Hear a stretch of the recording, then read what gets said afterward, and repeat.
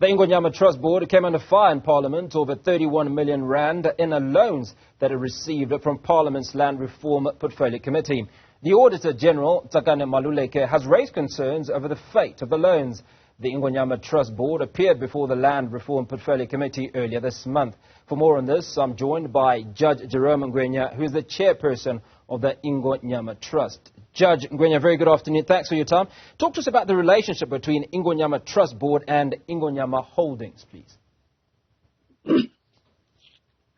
Thank you, Hugo, and thank you to your listeners. Ngonyama Holdings is a Pty limited company, which is a 100% subsidiary of Ngonyama Trust. Ngonyama Trust is a statutory trust that was created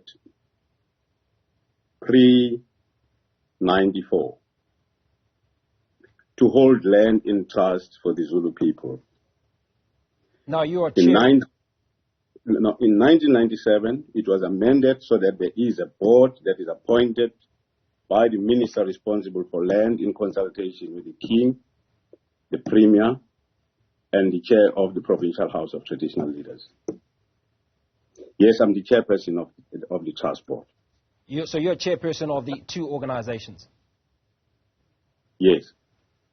Now, are you at all conflicted, do you feel, by being chair of the two organizations? No, certainly not. Well, others would... In terms of law, no, let me explain that to you. Thank you. In terms of the law, a holding company or a shareholder of a company, controlling shareholder, is entitled to appoint directors to a subsidiary to look after its own interest.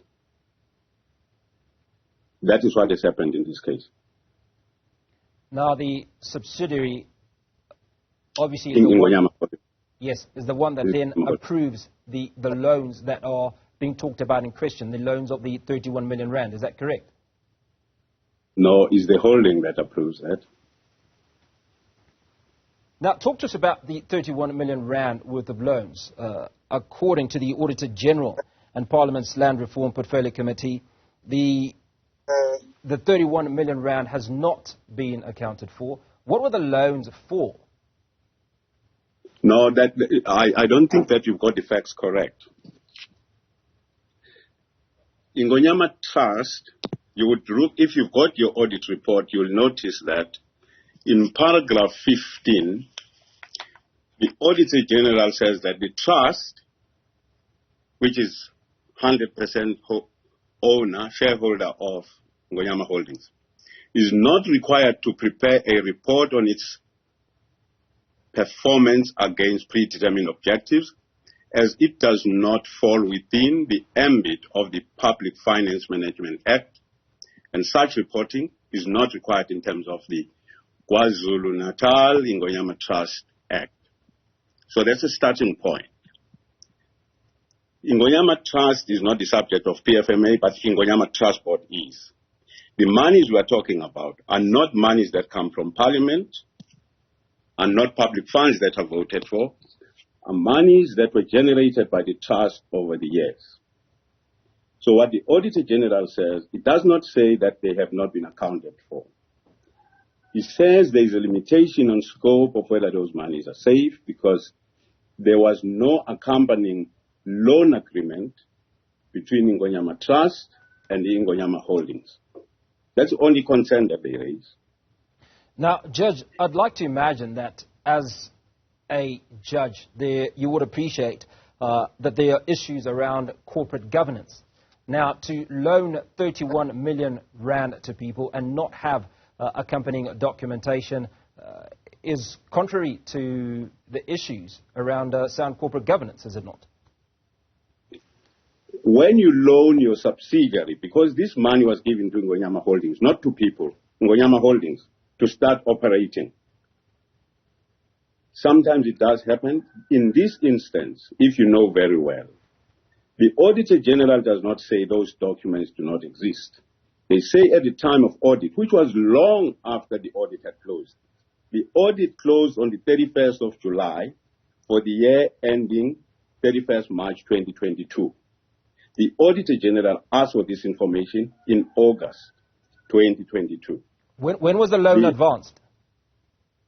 During the year that was being audited.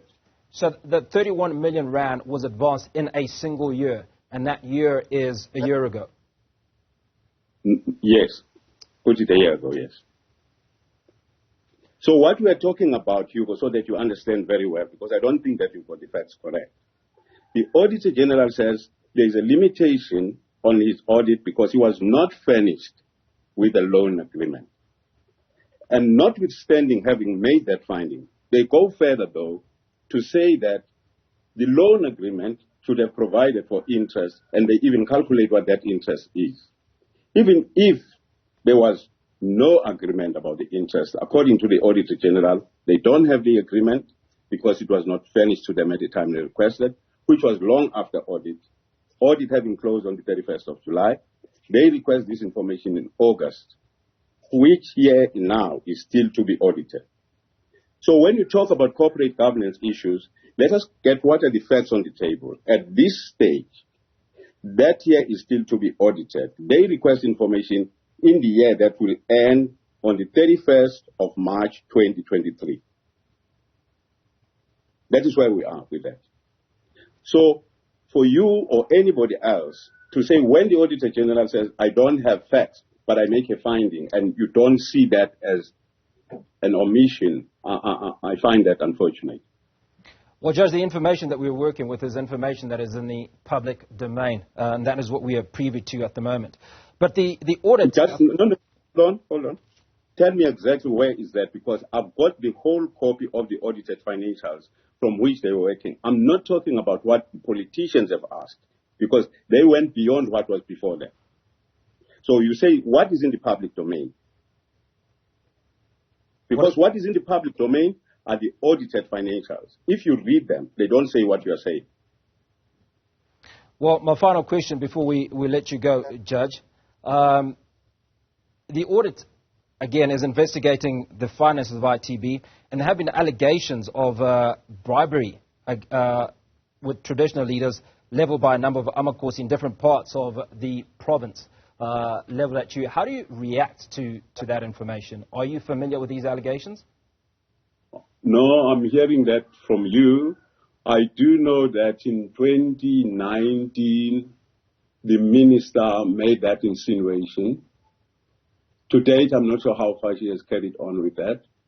I'm not aware that the Auditor General is doing that investigation. As you know, in terms of the law in South Africa, when you are the subject of investigation, you get apprised of that. So if that is what you say is in the public domain, I'm surprised, but we will wait and see. All right, Judge Ngwenya, appreciate your time this afternoon. Judge Jerome Ngwenya is a chairperson of the Ingonyama Trust, speaking to us this afternoon.